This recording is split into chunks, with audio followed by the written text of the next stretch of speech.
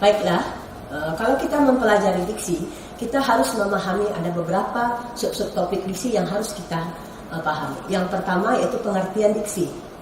Sebelum kita memahami diksi, menguasai diksi, kita harus mengerti pertama kali adalah pengertian diksi. Apa itu diksi? Diksi adalah hasil dari upaya memilih kata yang tepat dan cocok yang digunakan dalam situasi tertentu dalam suatu tuturan. Di situ ada kata tepat dan cocok atau tepat dan sesuai. Apa maksudnya tepat? Tepat di situ bahwa kata-kata yang kita pergunakan didengar oleh pendengar tidak menimbulkan interpretasi yang berbeda dengan apa yang kita inginkan. Artinya, kata itu sampai maknanya kepada pendengar atau pembaca sama dengan apa yang kita mau sebagai pembicara atau penulis. Yang kedua, yang cocok itu sesuai dengan situasi dan kondisi. Artinya dalam memilih kata dalam situasi tutur, kita sebagai pembicara, sebagai orang yang menuliskah, pembicarakah, harus memahami situasi dan kondisi sehingga tidak akan terjadi kesalahpahaman dalam pembicaraan atau pertuturan.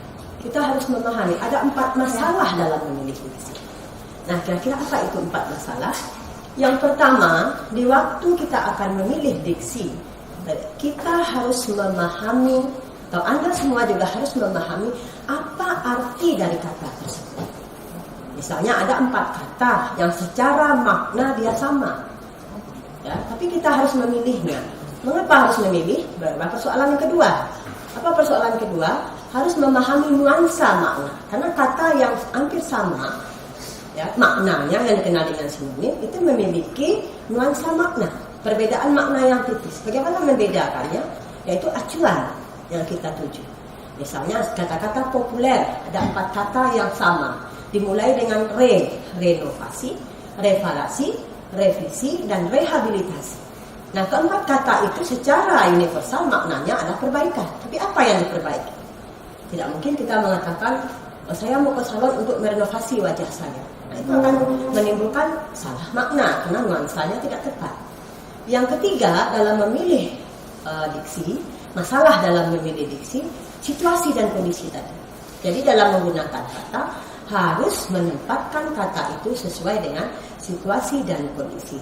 Apakah kita berbicara dengan orang yang berpendidikan, berbicara dengan orang yang dari status ekonomi yang berbeda, pilihan katanya juga harus disesuaikan dengan situasi dan kondisi.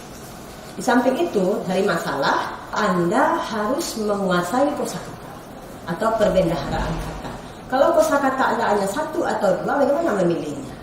Oleh karena itu, Anda harus berusaha memperluas kosakata atau dikenal dengan pembendaharaan kata dengan salah satu caranya yang paling sering kita lupakan mungkin atau sering kita abaikan, yaitu apa? Membaca. Oleh karena itu, penguasaan kosakata akan bertambah apabila seseorang sering membaca. Itu subtopik yang kedua. Subtopik yang terakhir yang akan saya jelaskan ialah syarat dalam memilih kata atau diksi. Nah, memilih kata atau diksi. Yang pertama, si pemilih atau si pengguna kata harus memahami sebuah makna kata. Karena kata itu bisa bermakna denotatif, bisa bermakna konotatif. Apa contohnya? Kata yang bermakna denotatif. Kata bermakna denotatif adalah kata yang kita pergunakan maknanya sesuai dengan apa adanya, sesuai dengan leksemnya atau leksikalnya, atau kita akan mengetahui bahwa makna itu sesuai dengan yang ada di dalam kamus. Sementara makna konotatif yaitu kata yang maknanya tidak ada di dalam kamus, tapi maknanya sesuai dengan situasi dan kondisi penggunanya dan dikaitkan dengan unsur subjektivitas konotasinya. Misalnya ada kata amplop. Kalau kata amplop itu digunakan dalam konteks kalimat, ibu atau mahasiswa itu membeli amplop ke warung. Itu betul-betul amplop sebuah alat untuk membungkus kertas. Akan tetapi kalau diberikan contoh dalam konteks kalimat, dia memberikan ibu itu amplop sehingga semua persoalannya berjalan dengan lancar.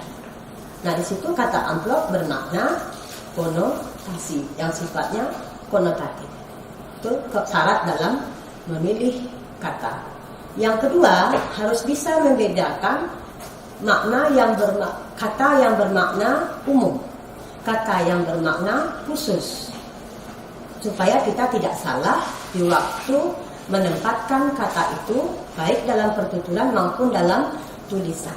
Misalnya, kata yang bermakna umum, melihat.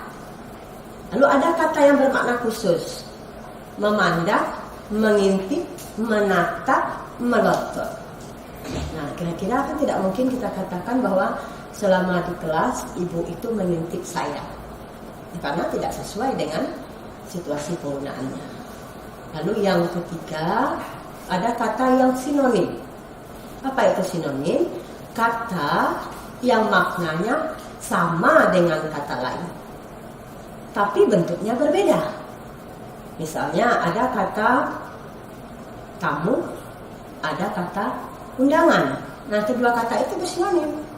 Akan tetapi, kalau dipergunakan dalam konteks yang berbeda, dia pasti memiliki perbedaan yang sangat tipis. Artinya, sinonim itu artinya tidak mutlak sama. Itu disebut dengan sinonim. Nah, itulah dia 3 subtopik yang saya jelaskan. Tadi pengertian diksi, masalah dalam memilih diksi, dan syarat pemilihan.